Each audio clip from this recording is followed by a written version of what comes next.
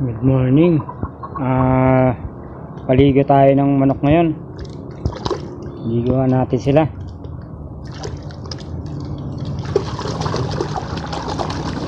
Gamit natin wash out. So paliguan natin sila. Yun. Paliguan pala ulit natin yan yung mga alaga natin, no? Mga babae, sayang yung mga itlog, so condition ulit natin, tapos salpak na lang ulit natin sa talisay para magsimula ulit tayo. So sabay na natin ang ligo si Gold 150, guys.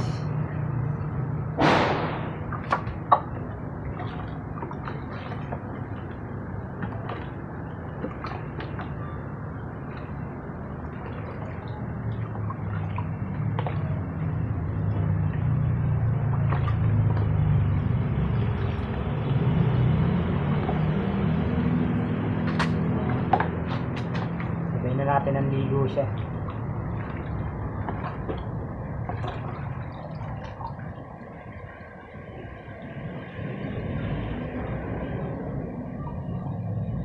Wash out to, guys. So, kahit anong pangligo so pwede nyo gamitin. So, ito ang bilis niya magbihis, guys.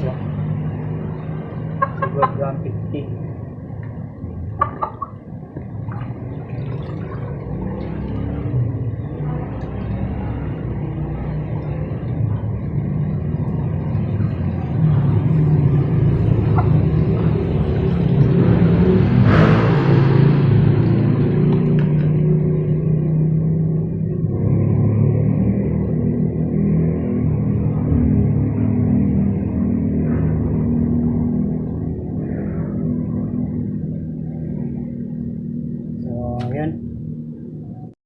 Ito pa yung Gilmore natin, sayang yung pinalain natin dito, no? So ang dami nitong itlog na naluto sa incubator natin. So liguan na lang ulit natin para salpak na lang ulit doon.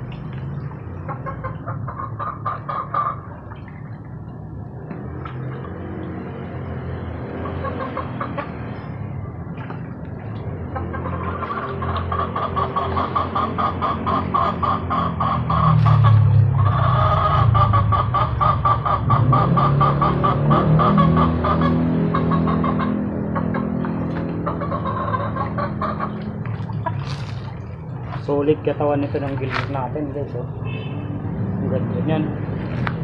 So sayang nga yung mga magiging anak nito.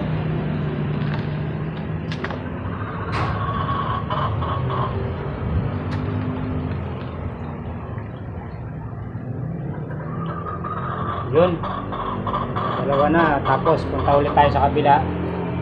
Paliguan natin din yung tatlo. Ito pa isa.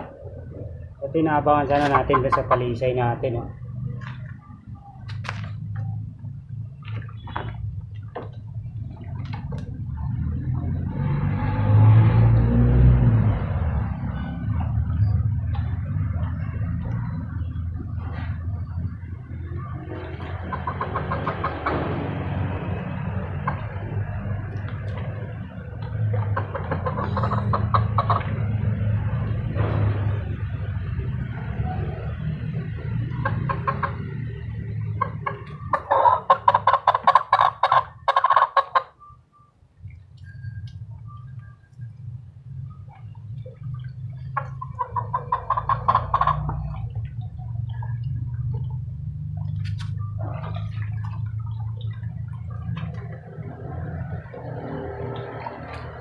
So ito medyo lumit-lit ng konti yung katawan. Ito guys, laki ng katawan nito, tapos okay naman siya. Nagtataka ako rito, bakit ang liit ng itlog niya. Ang liit ng itlog niya guys. So paki-comment na lang sa comment natin dyan kung paano palakihin yung itlog ng manok, no? So wala akong ideya kung paano sobrang liit talaga ng itlog niya guys, halos ganyan lang. So gusto ko sana katulad ng Gilmore natin, lalaki ng itlog niya. Kasi ito ang liit.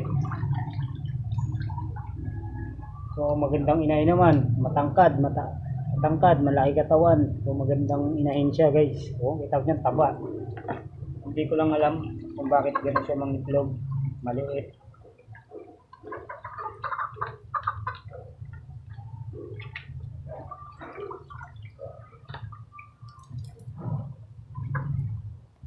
Ngayon guys, dali natin tong timba na to doon sa kabilang site natin kasi nandun yung tatlong manok. So malayo yun, dadali natin to kasi isa lang naman natin ang paligo na binili. So dali natin doon. So ito guys, si Gold. Buha na natin.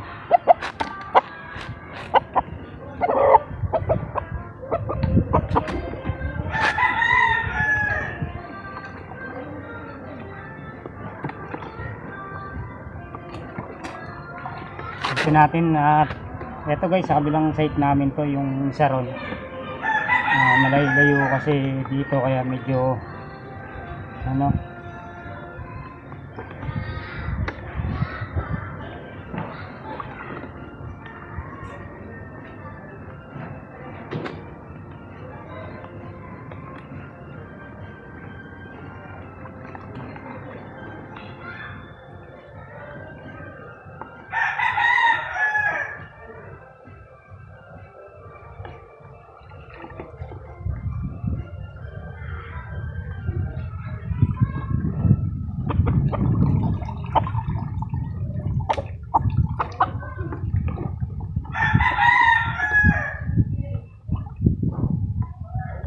ko sila at talagang medyo matitigas na yung balahibo niya guys.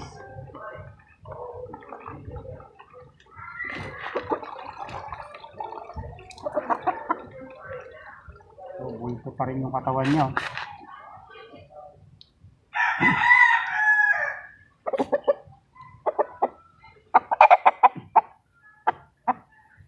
Guys,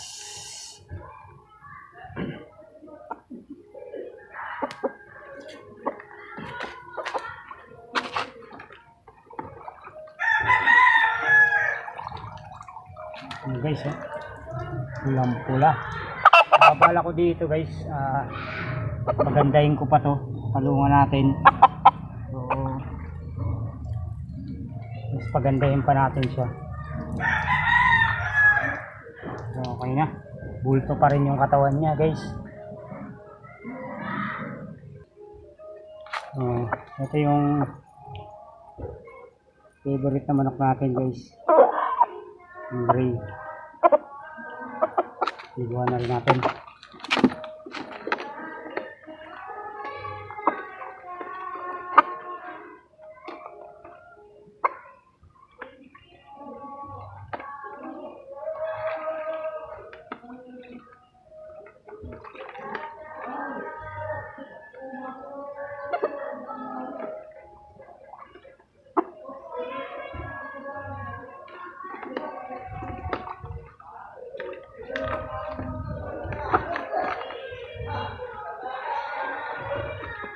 Lulugo na rin pala siya guys. Sana magamit muna natin siya ng isang beses sa pag road chop.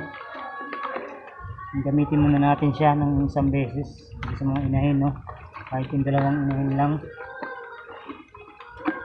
At lulugo na rin pala siya.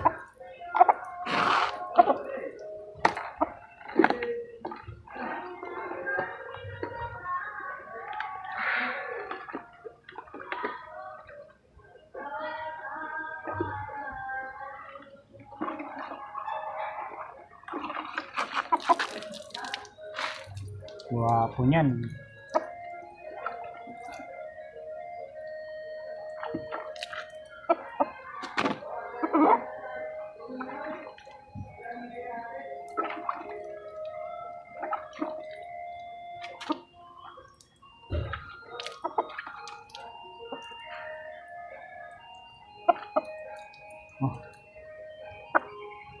Sayang yung mga anak nito guys, no?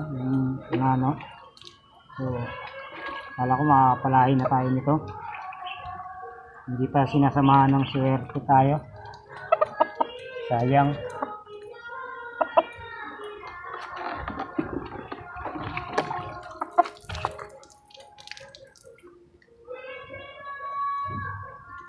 Medyo nanunuka na siya. So guys, last na. Yung bulik na puti. Hindi ko alam, parang talisay na bulik eh. So niliguan na rin natin para makondisyon ulit yung katawan niya. At salpak na natin. So isa rin to sa mga nangitlog dun guys, na nasayang yung itlog nila. Panghinayang, sayang yung oras, sayang yung gastos natin.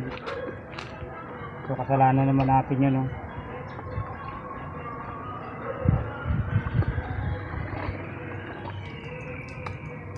So isa sa to sa na inaabangan natin mag-anak. At medyo may pressure rin tong binili natin na to.